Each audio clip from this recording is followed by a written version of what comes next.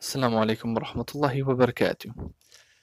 Abu Sulaiman here, and this is part 3 of لا تتخذوا اليهود والنصارى والكفار والمشركين. Not taking as allies and protectors the Jews and Christians and the mushrikeen and the kuffar in general, the disbelievers in general. So earlier we were talking about Surah Ma'idah number 51 and the last verse in Surah Mumtahana. Now we're going to go to the first verse in Surah Mumtahana where Allah is actually giving honor to the believers. This is more of a general verse. It's not necessarily speaking about the Yahood or the Nasaara, but he's speaking about his enemies. So here Allah subhanahu wa ta'ala tells us, بسم الله الرحمن الرحيم يا أيها الذين آمنوا لا تتخذوا عدوي وعدوكم أولياء تلقون إليهم بالمودة وقد كفروا بما جاءكم من الحق يخرجون الرسول وإياكم أن تؤمنوا بالله ربكم إن كنتم خرجتم جهادا في سبيلي وابتغاء مرضاتي تسرون إليهم بالمودة وأنا أعلم بما أخفيتم وما أعلنتم ومن يفعله منكم فقد ضل سواء السبيل. So Allah subhanahu wa ta'ala says in the English meaning of this verse, O you who have believed, Ya ayyuhal ladhina amanu, do not take my enemies, aduwi, my enemies, wa aduwakum, and your enemies, awliya, as protectors.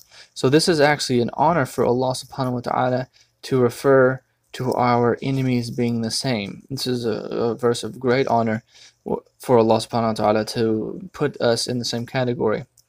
And then he says, and then extending to them affection while they have disbelieved in what came to you of the truth. And this is after they had kicked them out of Mecca.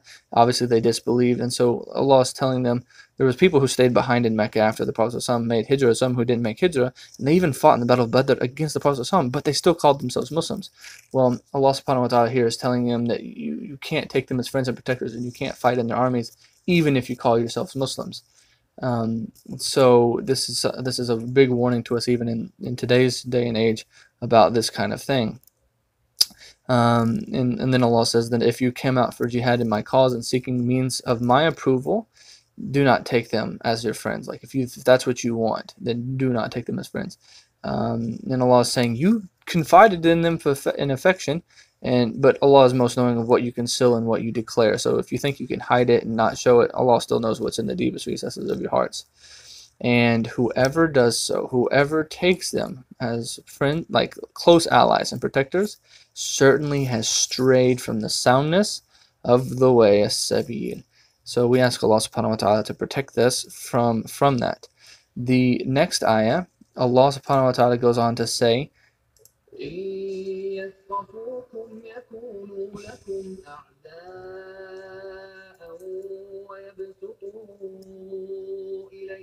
أيديهم وألسنتهم بالسوء وودوا لو تكفرون.